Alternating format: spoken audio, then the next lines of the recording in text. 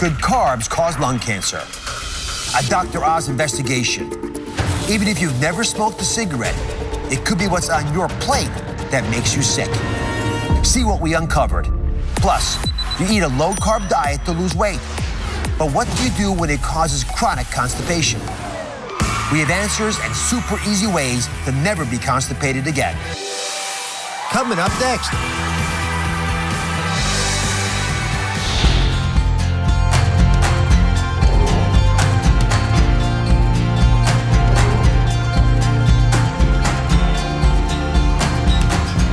Today, breaking news on a study that has rocked the medical world. Tobacco is the #1 cause of lung cancer.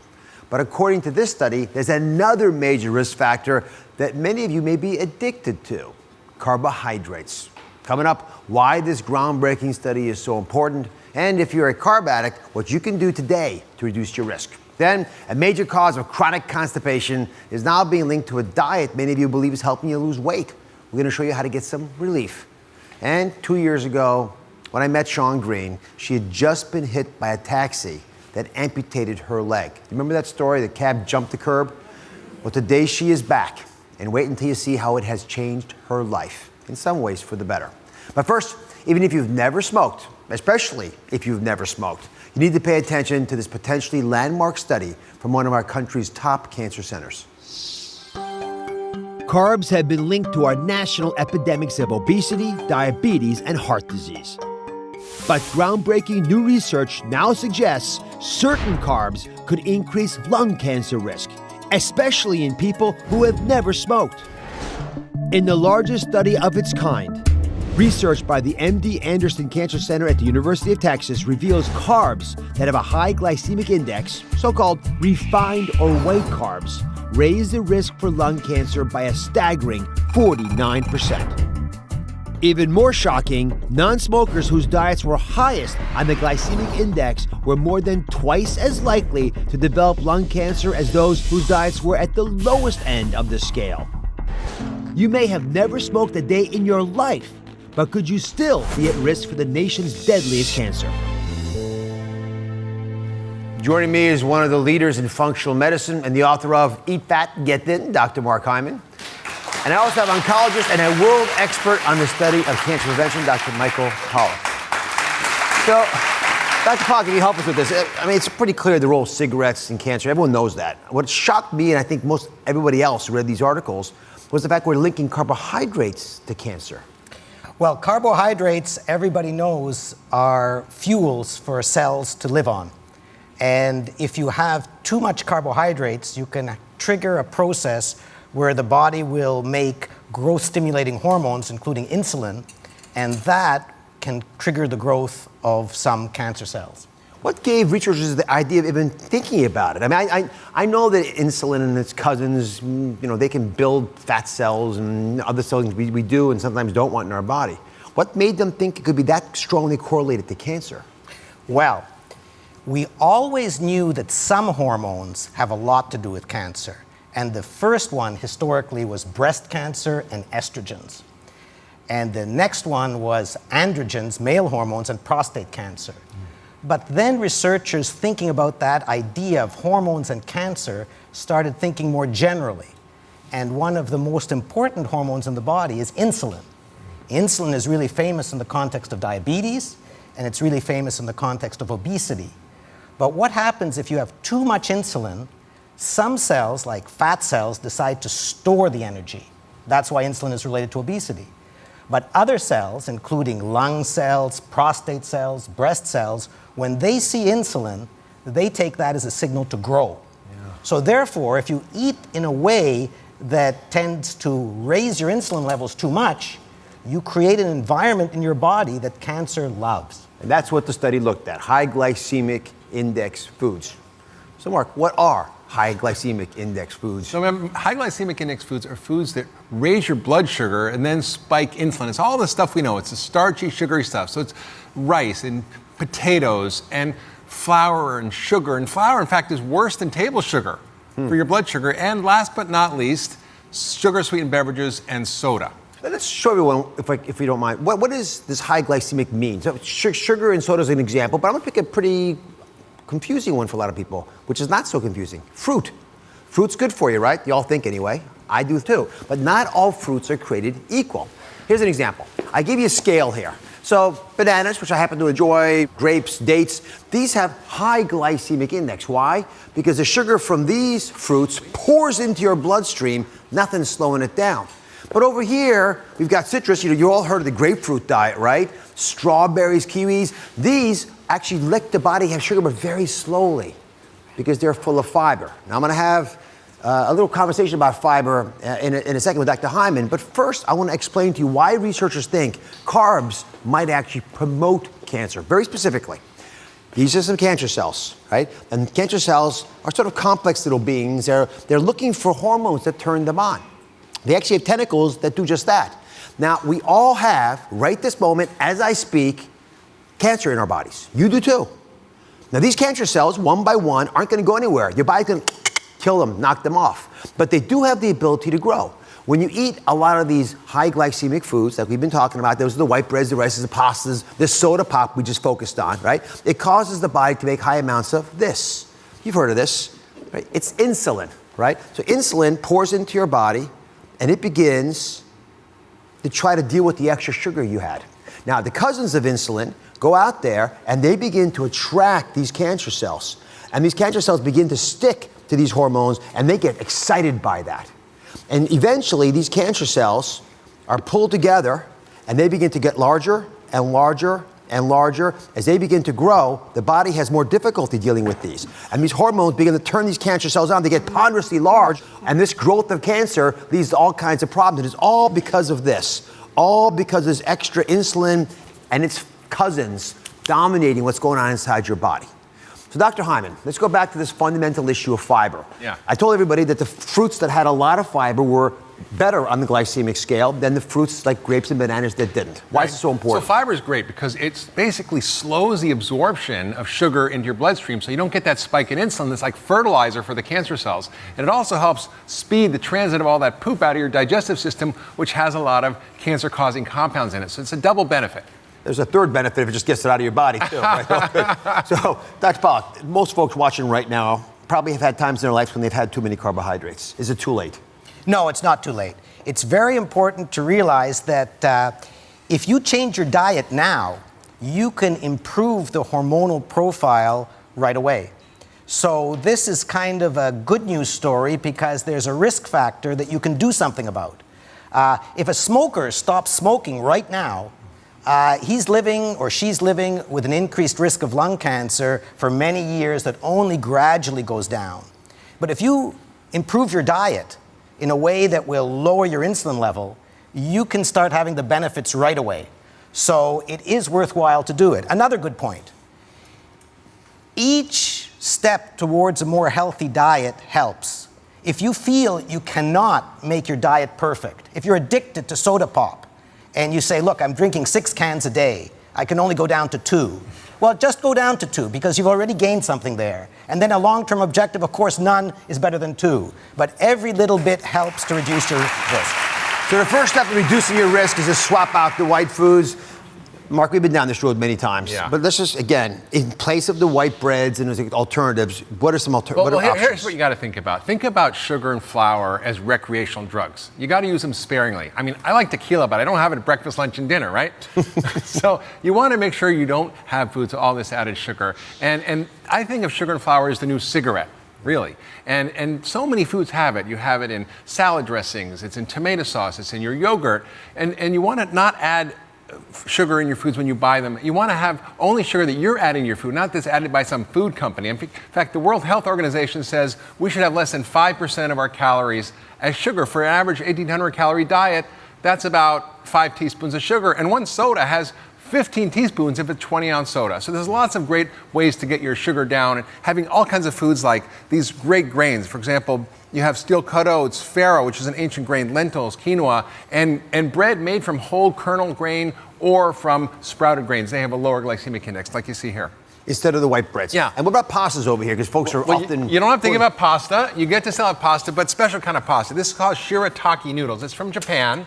They're made from cognac root, and it's not the kind of cognac you drink, right? It's actually a root. It's a Japanese tuber like a potato, but it has no calories, lots of fiber, and helps lower your glycemic load of your diet. It's really great. And then there's zucchini swirls here, which are fun. You can put all kinds of sauce on it, and spaghetti squash, which is a delicious alternative. So these are all full of nutrients and really great for you. These are your new noodles. And new noodles. Yeah, and I will just go after one big point.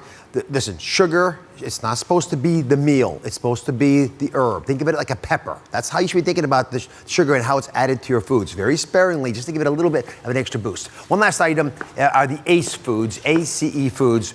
Why are these so important? So ACE foods are the vitamins, vitamin A, vitamin C, vitamin E, and the research has shown that these vitamins help reduce your risk of cancer. So you want to include more of them in your diet. And you can get it from vitamin A from spinach and carrots, kale, sweet potatoes, vitamin C from broccoli and bell peppers and Brussels sprouts, and vitamin E from almonds and avocados and asparagus. And these are all great foods for you for many reasons, but you get the ACEs on top of it. What's amazing to me is the more sophisticated science gets, the more we're able to prove that our moms were right, weren't they? You eat more foods, eat real foods. It's the foundation of our health. For a complete list of high and low glycemic foods, you can go to droz.com. I'll be right back. Coming up next, it happens to almost everybody, especially when you change your eating habits. And yet, no one wants to talk about it. Stop the embarrassment today and get things running smoothly. What to do when a low-carb diet causes chronic constipation. Next. The making of a murderer case you haven't heard. Sentenced to 35 years in prison for killing his roommate. I did not kill my friend. Can new medical technology clear his name? Proponents say they can use it to determine if someone is telling the truth. Can we look into someone's mind and tell if they're guilty of a crime? All New Oz. That's coming up tomorrow.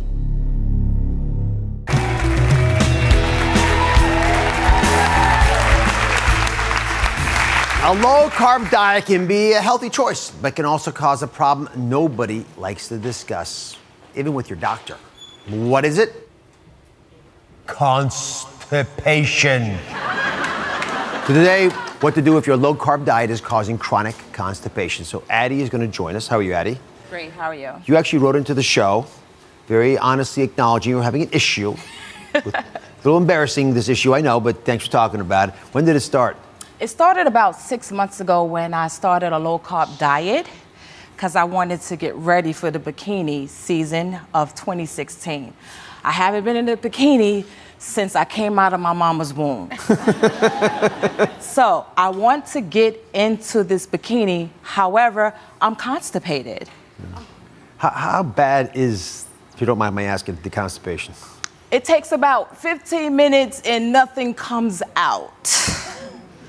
I'll keep calling for a break at my job and say, I need to use the bathroom. And then I go in and it's like, not yet. So how many times a week are you successful after that effort? Like twice a week. So here's the definition of constipation. You got to go at least every other day. Most people go once a day, maybe a couple times a day. I'm in that latter category, but at least 3 times a week. And if you're spending a lot of time trying to go, then that's a problem as well. So I put you in the chronic constipation category. So let's talk about what's going on. You can join me? Sure. I brought you some demonstrations. Thank you. And the low-carb diet might be the problem. Now, I actually like the fact that you're on a low-carb diet. That's a great way to get back in that bikini you're talking about. So everything on this table works together to make you go to the bathroom, to get your bowels moving. This is a healthy diet, right? You got carbohydrates here. Carbohydrates like a sponge. They pull water in with them. Oh, okay. So they moisten up the poop a little bit, all right. Then you got all this roughage here in the fiber, right? That's like a broom sweeping its way through there, right? The apples, the fruits, the lettuce. And then, of course, you got the water. And the water sort of lubricates everything. So it's sort of like this. Tell me if this reminds you what life used to be like. All right? It slowly comes out, and it's sort of like... Oh, that feels so good right there, yes. That feels good. It's orgasmic, right? Yes. Everything moves through your intestines, and you go poop, and yeah, life's nice, right? That's right. We want to go back to this. I want that. Except sometimes, sometimes we have trouble getting there. So here's what you've done that makes it hard to get there. You went on a diet where you got rid of all this stuff, right? So goodbye to the whole grains and all that good stuff. So those are the sponges that were bringing water into your intestines. Right. Goodbye to all these sweepers, the fiber-rich foods and fruits and vegetables, because you want to go low carb. Right. So you're cutting out foods that you probably shouldn't still be eating, but they are carbs, so you get bad with them. And instead, hello, proteins. Goodness. Yeah, cheese and eggs Yeah. and goodness and all this stuff. And of course, this stuff doesn't have any of the power to move stuff through your intestines. Wow. And it's hard to digest this. You know, part of the reason that the high protein diets work is because it takes a long time to digest the food. So you stay full for longer. Right. So you don't eat as much. Hallelujah, that's fantastic, except your bowels they're not praying with you. They sure not. All right. They still study. So instead, you're sort of like this. Exactly. Look familiar? Oh. Here, I'm just gonna hold this for 15 minutes and we're gonna wait here, right? It ain't gonna move. It ain't gonna move. No, nothing. It doesn't move. It can't get it out of there. It's like cement in there, right? You're like, nothing comes out. Oh, okay. Right? And you're banging your head in the toilet bowl, trying to get that stuff to come out. For 15 minutes. 15 minutes, and every other day, every third day, you get a little break. We want to go from this back to this. Okay. So how do we do that? Come on back over here. I want you to stay on your diet. I don't mind you being on that diet, and I think, again, it's going to help you long term. But to get you unclogged, we're going to do a couple things. We're going to introduce some foods that are super high in fiber. So what are some examples of things that fit in a low-carb diet? Well, pears fit, right? Pears are actually the fruit with the most amount of fiber in them. And that's the less fruit I eat, pear. So you're making me want to go out and buy me some pears. These I'm taking it home with this and to a toilet. Ooh, yes. All at the same time. We already reserved the toilet. We're filming in there. It's all ready. Yes. Right. Cruciferous vegetables work, again, rich in fiber. People think they got to go on a low vegetable diet. It's not. It's a low carb diet, which means cut the wheats and the breads and the pastas out. But you got to get this in your diet still. And please don't give me a problem with the water, because that's actually the most important thing for a lot of folks. Okay. And normal low-carb diets don't have things to hold on to the water. So you got to sort of work your way in there with that. I have a question. Yes. How many bottles of water should I drink? You can drink as many bottles as you want as long as your urine is not completely clear. That's how to tell if you're drinking enough water. Okay. When it gets literally the color of water, then you can pull back a little bit. Okay. In the old days, we used to say 8 glasses of 8 ounces. Forget about all that stuff. Okay. It depends how much you're sweating, how big you are, and the like. Okay. But it is a forgotten tool for constipation. Right. So when we come back, that's what we're going to do. We're going to move on beyond people who are on low-carb diets. We're going to show you how constipation fixes can help you no matter what diet you're on. Stay here. Thank you. Next, is the way you eat clogging up your system? Constipation can happen even if you're not on a low-carb diet. The intestines are basically one big boa constrictor. They're big muscle. We've got super simple solutions to get your digestion moving in the right direction. Find out next.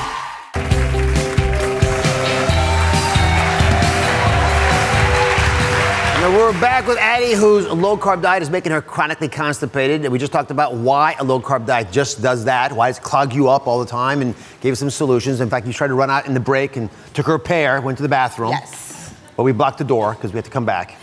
Right. So I want to give everyone a few more fixes. This is going to work even if you're not on a low-carb diet, because most folks aren't on the diet, but you still have constipation. So I'm going to give you tips that we use in my household.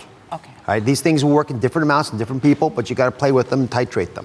The first is magnesium citrate. Magnesium and calcium work together to get all the muscles functioning in the body. The intestines are basically one big boa constrictor. They're a big muscle. So if you don't have the right amount of magnesium, they sort of freeze up on you. So you want to get the bowels moving. In fact, we give women magnesium to get them to go poop sometimes in the hospital. So you might as well use it at home too. And magnesium citrate comes in pill form. You can get 400 milligrams, which is what I usually give my family, but 600 milligrams could work as well in that range. How many times a day? No, you just take it once a day. Once a day? Yeah, if you take it more than a couple times a day, you'll actually have the opposite of constipation, diarrhea. Oh, okay. And you'll Well, think- that's what I need. Yes, I'll go away with. I'll take that away. I'm gonna live with that. I need this my best friend now. Yeah. Yeah, diarrhea only sounds good when you're constipated, but when you have it, it's not better actually. You don't control your destiny then.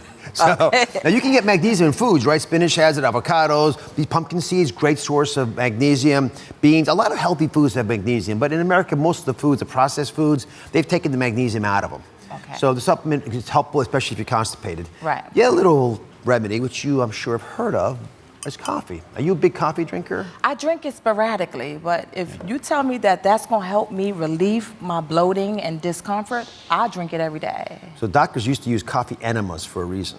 They actually do stimulate you, but you don't have to take it down that way. Take it the usual way in your mouth. Okay. Right? And a lot of constipation is about developing a routine. There's circadian rhythm to your gut. So most people will have a natural desire to go in the morning. Right. If you take a little coffee, it'll urge it along a little more. Okay. But you got to plan your day so you have a few minutes to go to the bathroom. Right. If you're running off to work, like you mentioned earlier, and everyone's beating on you, you're not going to feel like going to the bathroom. Right. So get up in the morning, have your cup of coffee, and then meditate your way through it as you take your magnesium pill. That's right. Okay. Now, if you have to go and you're at work, what are you going to do? I'm gonna call everybody I need to. Listen, it's on its way. It's on its way. It's on its way. What you're not going to do is hold on to it. Oh no. Some women do that. They're sort of shy about it. And if you hold on to your poop, your bowel gets weaker, and it actually does hurt your ability to go poop in the future. So next time you need to go, pull the trigger. All right. Okay. Now, You hear that? you heard that. We're taking notes for Addie. Now here, lie on your back. I'm going to give you one last little tip. This is an old Chinese medicine treatment, but it actually is pretty effective for people even today. So you lie on your back. This is called an abdominal massage. Okay. All right, if you relax your neck back there a little bit. Okay. You take your right hand. Now notice your knees are relaxed, right? And they're sort of bent a little bit. Right. So put your right hand on your belly button, and then you're going to rub it in a clockwise fashion, going from the belly button out, wider, and use your palm or your fingertips. I like the fingertips more. Okay. So as you do that, the bowels actually move this way. Oh, you moving it right on out, huh? Yeah, come right out. And you push, and that'll work for you. Woo. You know, before anything bad happens, we're gonna take a break. Good luck to you, Addie. I'm here with you. I'm holding your hand. Thank you. All right. Listen, I posted a full list of constipation causes and remedies for you on DrOz.com. Check them out. Thank you. Next, Real Housewives of Atlanta stars Kandi Burruss and her husband Todd get real about tackling infertility and the joy of finally having a baby. How they're able to get through a difficult and stressful time while the cameras kept rolling. Next. The making of a murderer case you haven't heard. Sentenced to 35 years in prison for killing his roommate. I did not kill my friend. Can new medical technology clear his name? Proponents say they can use it to determine if someone is telling the truth. Can we look into someone's mind and tell if they're guilty of a crime? All New Oz. That's coming up tomorrow.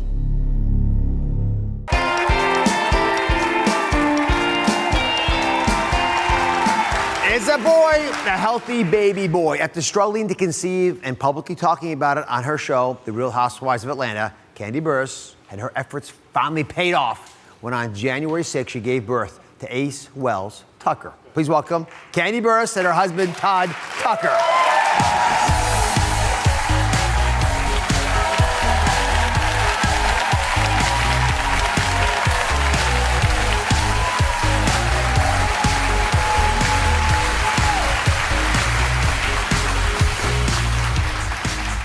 Take your time, you'll wear yourself out. How are you? Well, I'm great. Thanks for being here. Oh, thanks Todd, for how are having you? us again. Come have a seat. Well, what's it like? Got a new one in the home. It's great. No sleep, but it's great. We're very excited. We've been having a good time starting all over. So let me catch everybody up. So Kandi went through a lot to have this baby, to have Ace. She went through in vitro, which she talked about last year on the show. She revealed what was keeping her from pregnant as well, which included fibroid issues, which are common for a lot of you, stress all over the place, and inability to truly relax, really calm down. Right. And then physically, you weren't in the same bedroom. You were in the same town, same zip code. Right. That's a problem right. too. Yeah, I forgot that when we came here, he was working in California. So yeah, that was a major problem. Did you ever think, cross your mind, that it may never happen? Well, I did think that it was, a possibility that it could never happen. I mean, but, we both had daughters going into our marriage. And so we kind of said, oh, well, if it didn't happen, we would be okay. But we really, really, really wanted one together. And we did it. And you did it. High-fiving. Right. What's it like trying to do something as stressful, as fundamental as having a baby when you got cameras on all the time? Well, definitely, especially on a show like, Real Housewives, where it's always constant drama. It's constant drama. And then we tape, half of the year because our season is so long. Mm-hmm. So, yeah, it can get very intense.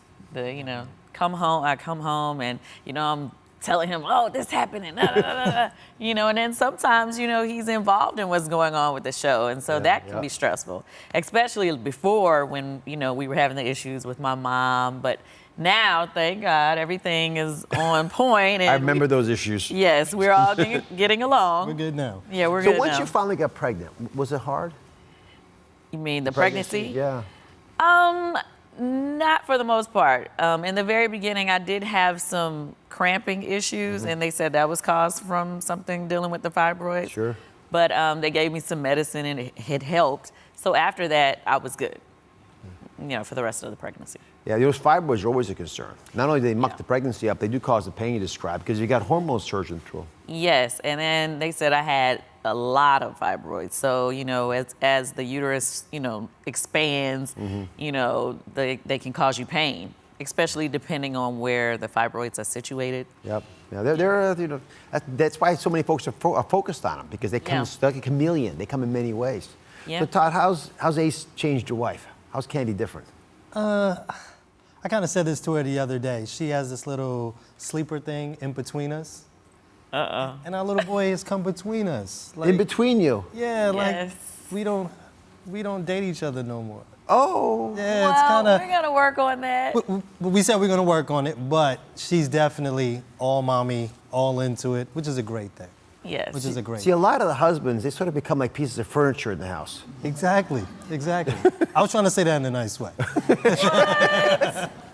Well, I don't want him to feel like a piece of furniture, but you know, well, we started out, I was trying to just strictly breastfeed, no formula. So for the first month and a half, you know, it's like, you know, he wants to eat every hour, and so I didn't want to put him in his room. You know, I want him to be conveniently by me, so it's easy to, you know. There have been books, textbooks written on this problem. You're not alone, obviously. It affects all of us. So now that Kandi and Todd got through I think one of the most stressful things their families go through, making children, I want them to share some tips for all couples going through tough times. So the first tip you guys have really been relying on is prayer. Definitely. Yeah, that's what's got us here, you know, through the tough time. We're dealing with her mom and, you know, just everything, dealing with my mom passing and everything, so. Yeah. We had a lot to happen in a short period of time in our relationship. So, yeah, we definitely. So do you pray together? Do you pray together at the same time every day? Do you have certain rituals? We actually get on our knees together at night and pray together before we go to bed. Good for you. And how about communication? Because that's something you guys have been pretty big on as well. Very key to, you know, keep things going smoothly, but. That's on his part. He's helping me to be a better communicator because I am not the greatest at, you know, expressing my feelings. Like I'll shut down easily. So, you know, sometimes I'll just hold it in or keep it to myself. And then when I'm done with something, I'm just done. I don't want to talk about it anymore. But he won't allow me to do that. He, you know, forces me to talk, which is a good thing. How do you teach me how to do that? How do you force a woman to talk? Well, see, you got to look her in her eyes, right? No, it's just kind of like, we're not going to go to bed like this. I'm not leaving the house without us, you know, getting on the same page and, you know, just having peace. Yeah. Again, make it part of your ritual. And how about together time? How do you still preserve that, even though you've got beautiful Ace in between you? DVR. DVR? Oh, yeah. DVR, that's our thing. Like late at night when I come home, you know, no matter how late it is, we'll put a show on. We might fall asleep before the credits, you know, before it actually comes on. But we at least try to attempt to. We love our favorite show. You know, our favorite shows we love to watch together. So we save them. Dr. Oz, we put it on. Of course. You know, we just. Exactly. I wish my wife would do that. When we come back, and I'm very excited about this, we have a Dr. Oz show exclusive. We're going to get to meet the newest member of the Tucker family. There they are. There he is, right back there. We'll be right back.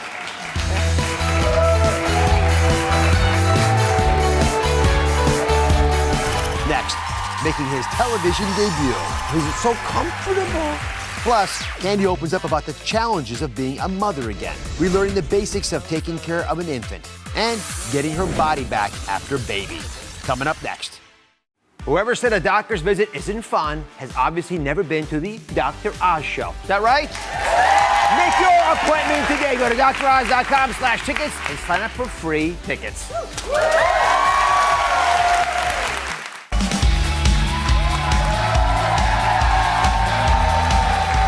It is the moment you have all been waiting for, making his national TV debut, 2 months old, Ace Wells Tucker. Todd, bring him out.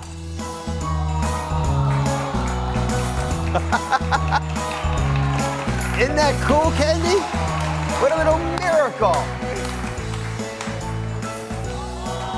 My little baby. Oh, he's so comfortable. Baby boy. Kandi, can I have a little kiss? Oh. It's like a little candy bar. So beautiful. So, Kandi, when you look at that beautiful face, what goes through your mind?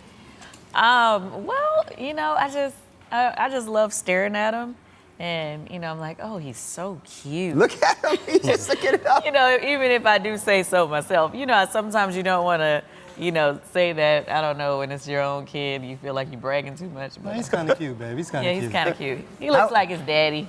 Yeah, he's got a lot of hair. Yes, he does. You hadn't lost any of it? A lot of times they'll go bald after a while. No, we haven't had that issue. Todd, how's he been as a baby? You doing okay? Yeah, he's good. You know, he likes to eat. He can eat all day. That's on you. He eats all day. Exactly. And now he's starting to smile and recognize things, and you know what I mean? And it's like when he looks me in my eyes and smiles, I'm like, I'm done. Yeah. You know, for the first 2 months of life, they really can't see much anyway. Right. But at 2 months, that's his age now, he's going to start to process you. I mean, he's already hearing you and thinking about you, even from when he's in your belly. Right. But that's so cool. Now, I want to point this out. Ace, at 2 months of age, has 113,000 Instagram followers. Can you imagine that? Yeah. Look at that. Look at all that footage on him. You know, it's so funny. You know, I see people, they're like, why does he have an Instagram page? But I'm like, why not? I mean, I love my son. I feel like he should be able to have a page where I can put all his fun moments. Right. You know, Why put I don't yours see up? anything wrong with that. And, you know, for people who would like to share in that, we put pictures on his page that are not on our pages. So, you know, follow Ace Wells Tucker on Instagram. How'd you come up with the name? Oh, okay. Well, Wells is actually his mother, Sharon's last name. And we wanted to do something that was like a tribute to her since we lost her recently. Oh, I'm sorry. And Ace, I wanted a strong name that sounded like a nickname. Like my name, Kandi, people think it's a nickname, but that's my birth name. And I wanted him to have a name that was like a strong name, a cool name, but it was kind of like a nickname, but it meant something. So Ace is like the number one. And it means, you know, like You thought about it. That's good. yeah, you know, you say that's my ace. That's always a good. Well, he'll always be your ace. Now, you have two other aces in the hole. You got two daughters, or prior merge. They're here, actually, by the way, 19-year-old and a 13-year-old. Yes. Freshman in college and an eighth grader. So was having Ace more like reminding you of things past, or was it like having a baby for the first time? Well, for me, it was the first time I say from scratch. People laugh when I say that. Well, from the beginning, I wasn't with my daughter when she, you know, the earlier part of her life. And it's been a journey. This has been amazing. This really has. It only gets better and better, I'll tell you that from a little experience. So a lot of folks out there wondering, okay, how the heck does Kandi look so darn good 2 months after giving birth to this beautiful child? Oh. And so if I can probe a little bit into you, are you going to give us your little tips to getting your body back after baby? All right. Right. Well, definitely breastfeeding, it was a major contributor. But also, I did not drink anything but water. No juice, no sodas, nothing for the first month and a half. And no sweets, because I'm a sweet eater. I love sweets. I can eat dessert after every meal, so I didn't eat Wasn't any it hard to sweets. give up? Yes, extremely hard. But typically, I give up something in the beginning of the year, of every year anyway, as like a prayer fast. But this year, doing that with breastfeeding, it just made the weight come off. And I'm actually smaller now than I was before I got pregnant. Are you kidding me? No, I'm serious. I'm like 20 pounds smaller. It's the having baby diet. Listen, I treasured the fact that you were willing to come on the show and talk about some very personal things. I feel like we've been part of this process. I've been watching you and praying for you. Thank and I love you. all the things you were doing. So I thought I'd get you something. Since I have a little experience with babies these days. This is a little something for Ace. Oh, that's May pretty come in cool. handy. You can maybe put it on his Instagram account. He's got so many folks. Oh, he has a onesie. And he can wear his Dr. Oz onesie in the operating room when he grows up if he wants to be a doctor. Congratulations on little Ace. Handsome little devil. You can watch Kandi on The Real Housewives of Atlanta every Sunday night on Bravo. I'll be right back.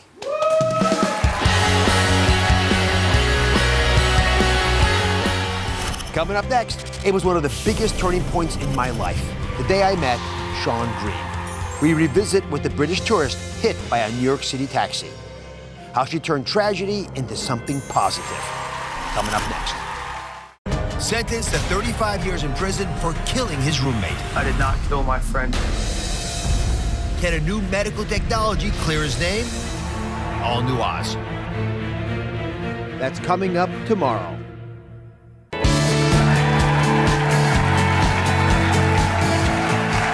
We all have experienced moments in our lives that we never forget. One moment for me was the day I met Sean Green. Sean was visiting New York City when the unthinkable happened. She was hit by a taxi right outside my office. And in that instant, she and I were linked forever.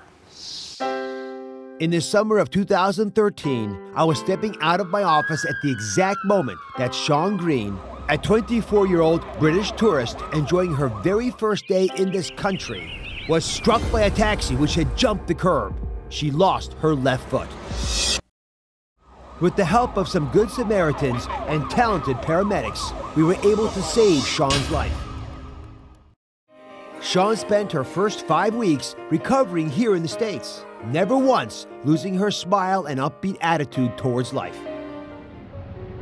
After Sean returned home, I flew to England to make sure she got the most advanced prosthetic leg possible from one of the top rehab centers in the UK. And I had the pleasure of watching Sean take some of her first steps. Thank you.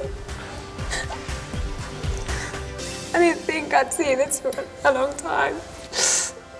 Today, Sean returns to update us on her journey to recovery.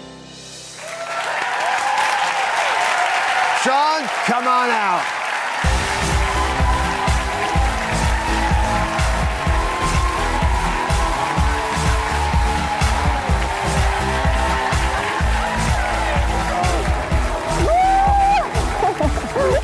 It's so nice to see you. You are walking fast. Thank you. I mean, nothing's slowing you down. No, never. You know, I watched you take those first steps 2 years ago. And I kept thinking to myself, wow, every single step for the rest of your life will be different from what you thought it was going to be. So how has your life changed? Well, I've graduated university. Good for you. With a fashion degree. I've actually, oh, thank you. That's a real talented fashion. You'll be wearing all your clothes one day. Yeah, I hope so. I've just got a job as a marketing assistant back at home and just wedding planning. I get married in June, so yeah. So I've been extremely busy. So you came here for the bachelorette party, I gather. Oh, I wish. You know, this is obviously a lot for any person to process in their lives, and you're a young woman who had everything in front of you, and you were forced to confront realities before you normally would have been forced. And I'm just curious what you've learned about yourself through the process. I've learned so much about strength.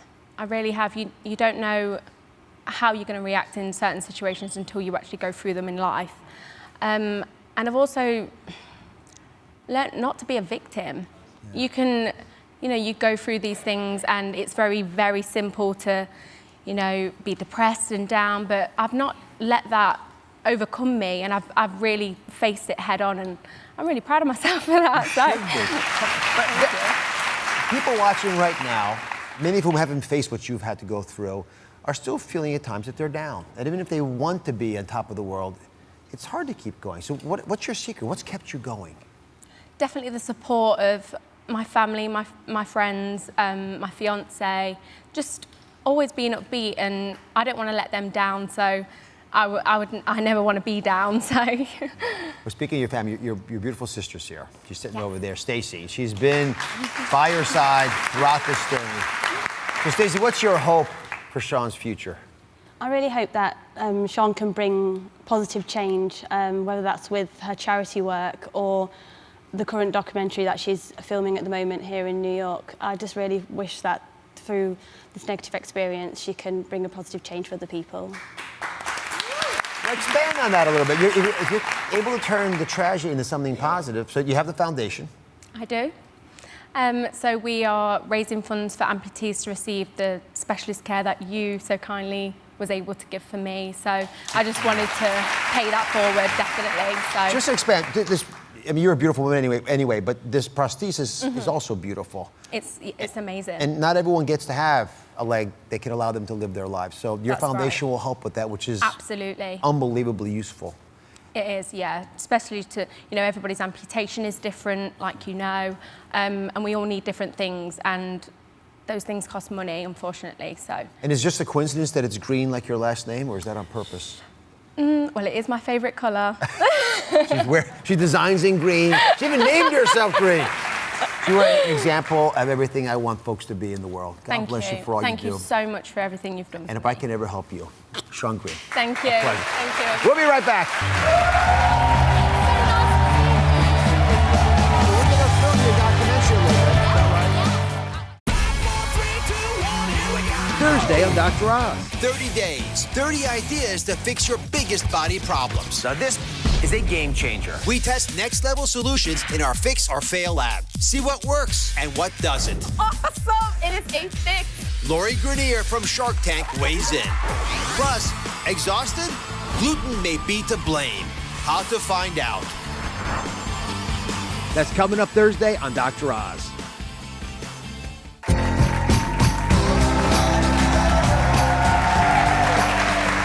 An amazing breakthrough announced in women's health. The first woman in the U.S. to receive a uterine transplant was just revealed. The 26-year-old, only identified as Lindsay, says she hopes to be a pioneer for women who were told they can't be biological moms. The Texas woman who received the first uterine transplant says it has been her dream to have children. The experimental transplant performed at the Cleveland Clinic is groundbreaking. A way for as many as 50,000 women without a uterus but healthy ovaries to become pregnant. Lindsay was told at 16 she could never carry her own child. I would like to take a moment to express the immense gratitude I feel towards my donor's family. They have provided me with a gift that I will never be able to repay, and I am beyond thankful for them. The uterus from a deceased donor was implanted into Lindsay's pelvis during a 9-hour procedure. The plan for women undergoing this transplant is to have 1 or 2 children, then have surgery again to remove the uterus. As with most transplants, there are complications, and late last week, Lindsay suffered a sudden complication that led to the removal of her transplanted uterus. But she did release a statement. She said, "I'm doing okay, and I appreciate all your prayers and good thoughts." Lindsay is the first of 10 American women in this trial, one step closer to making dreams of pregnancy into a reality. Thanks all for joining us. Remember, happy and healthy, it starts at home.